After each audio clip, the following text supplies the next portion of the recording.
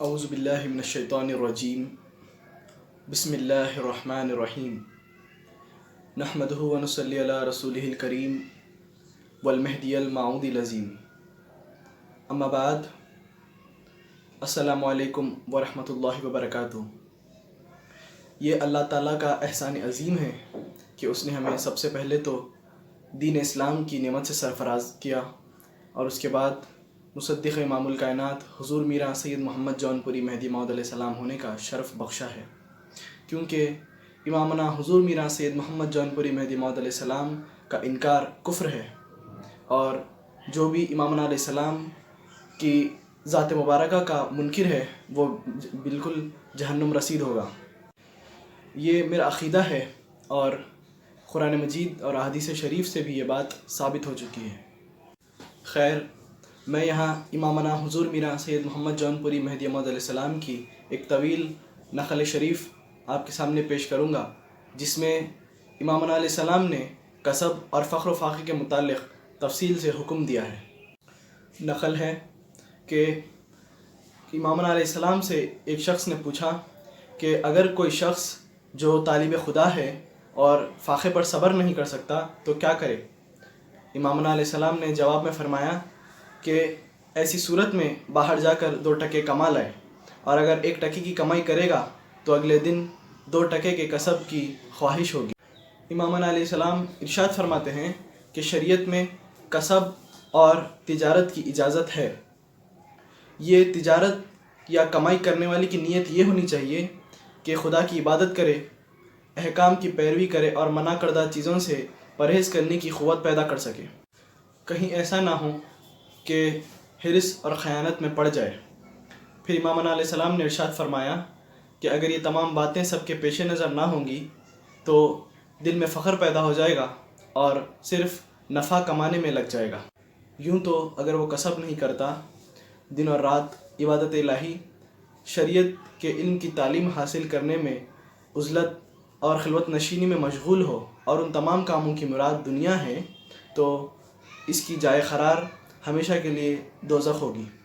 اس طویل نقل شریف سے 5 باتیں سامنے آتی ہیں۔ پہلی بات یہ کہ امامنا علیہ السلام اپنے صحابہ کو اضطرار کی صورت میں 2 ٹکے کا کسب کرنے کی اجازت دیتے ہیں، اور شریعت میں کسب کی اجازت کی توضیح کی ہے۔ دوسری بات یہ کہ شریعت محمدیہ میں کسب کی اجازت تو ہے، مگر اس کی 2 اہم شرطیں ہیں۔ پہلی شرط یہ کہ کسب یا تجارت کرنے والے کی نیت شرعی ممنوعات سے بالکل پرہیز کرنے والی ہونی چاہیے، اور دوسری شرط یہ کہ کسب یا تجارت سے عبادت الہی میں قوت اور طاقت پیدا ہو، ایسی نیت ہونی چاہیے۔ تیسری بات یہ کہ امامنا علیہ السلام نے لوگوں کو اس بات کا انتباہ دیا کہ تاجر ہو یا کاسب، حرص اور خیانت سے گریز کرے۔ چوتھی بات یہ کہ تاجر اور کاسب کے لیے اس کا قوی احتمال بھی ہے کہ وہ مال کی بہتات میں گرفتار ہو جائے اور اس کی وجہ سے اپنی آل کو لوگوں سے ممتاز حیثیت کا حامل، بڑا اور بہتر سمجھنے لگ جائے۔ پانچویں بات یہ کہ کسب پر کیا منحصر ہے کہ اگر ایسا کوئی شخص جو دن اور رات عبادت الہی، تعلیم شریعت اور خلوت و عزلت میں مشغول ہو اور ان تمام کاموں کے پیچھے اس شخص کی نیت دنیا داری ہو، تو ایسے شخص کا ٹھکانہ صرف دوزخ ہے۔ ظاہر ہے کہ جن باتوں کا ذکر امامنا علیہ السلام نے فرمایا ہے، اس کی اجازت جہاں پہلو نکلتا ہے نیت اور کام کی نوعیت کے اعتبار سے، یہی باتیں اس کے لیے موجب ہلاکت بن سکتی ہیں۔ اس لیے ہمارا یہ کہنا حق اور درست ہے کہ امامنا علیہ السلام کا امت محمدیہ کو انتباہ دینا اس بات کا متقاضی ہے کہ مومن ہر جہت سے کامل مومن نظر آئے، اور اس کو حاصل کرنا صرف ترک دنیا ہے۔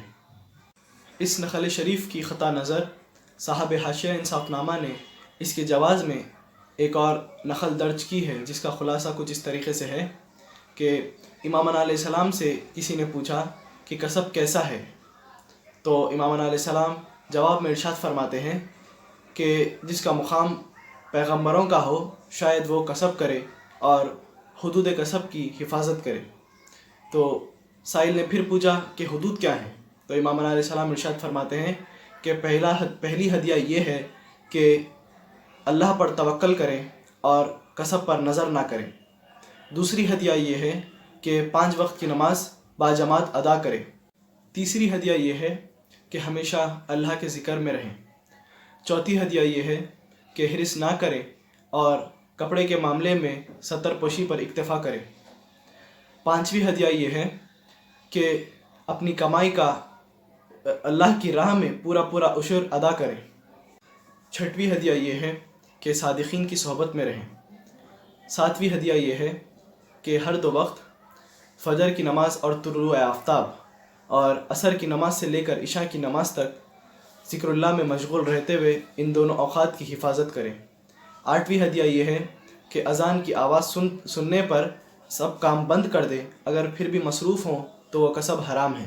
نویں ہدیہ یہ ہے کہ زبان سے جھوٹ نہ بولیں اور قرآن مجید میں جو کچھ آیا ہے اس پر عمل کرتے ہوئے ممنوعات سے پرہیز کریں۔ اگر کسب کرنے والا مذکورہ بالا کسب کی حدود کو توڑتا نہیں ہے تو اللہ تعالیٰ اس کو اپنے دیدار سے عطا فرمائے اور اس کو ترک دنیا کرائے، اور جو اس حدود کو توڑتے ہیں اس کا مومن ہونا محال ہے۔ یہ نقلیات میاں سید عالم میں آیا ہے کہ جو شخص اللہ تعالیٰ کے لیے جو کچھ چھوڑے گا فلاح پائے گا۔ کچھ لوگ امام علیہ السلام سے عرض کرتے ہیں کہ ہم لوگ ترک دنیا کرتے ہیں، تو امام علیہ السلام فرماتے ہیں کہ جو کچھ بندہ کہتا ہے اس پر عمل کرو۔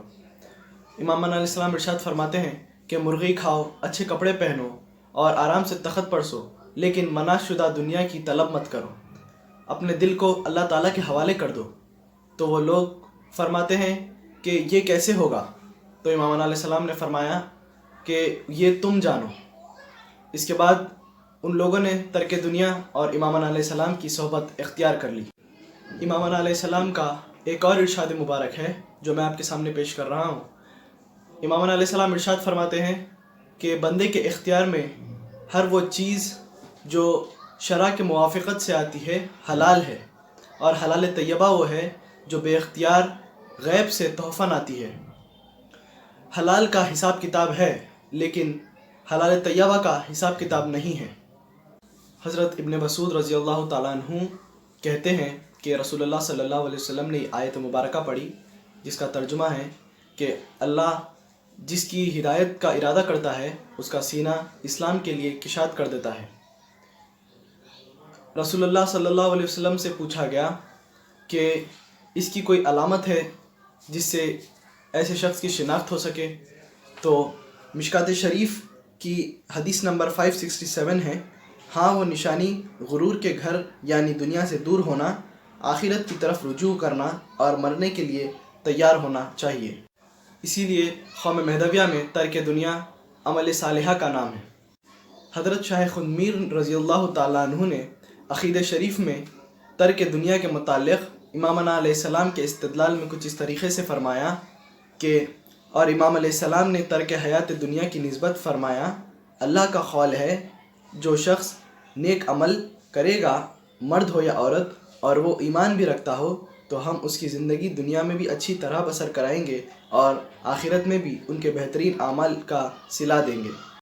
میری یہی کوشش رہی ہے کہ نقلیات امامنا علیہ السلام کے ساتھ قرآن اور احادیث کی روشنی میں فرائض ولایت کا تذکرہ کر سکوں تاکہ اغیار میں آنے والی بدگمانیوں کو دور کیا جا سکے۔ 14 جمادی الاول 847 ہجری کو اللہ تعالیٰ نے بی بی آمنہ کے گھر امامنا حضور میرا سید محمد جون پوری مہدی موعود علیہ السلام کی پیدائش فرمائی ہے۔ امامنا علیہ السلام کا کوئی بھی فرمان قرآن اور احادیث سے ہٹ کر نہیں ہے، اور امامنا علیہ السلام کے تمام فرائض پر عمل کرنا ہر مسلمان پر فرض ہے۔ انشاءاللہ شان خاتم ولایت محمدیہ میں اور بھی باتیں ہوں گی، اور میری یہ ہمیشہ یہی کوشش رہے گی کہ آسان سے آسان انداز میں آپ تک سیرت امامنا حضور میرا سید محمد جون پوری مہدی موعود علیہ السلام پہنچا سکوں۔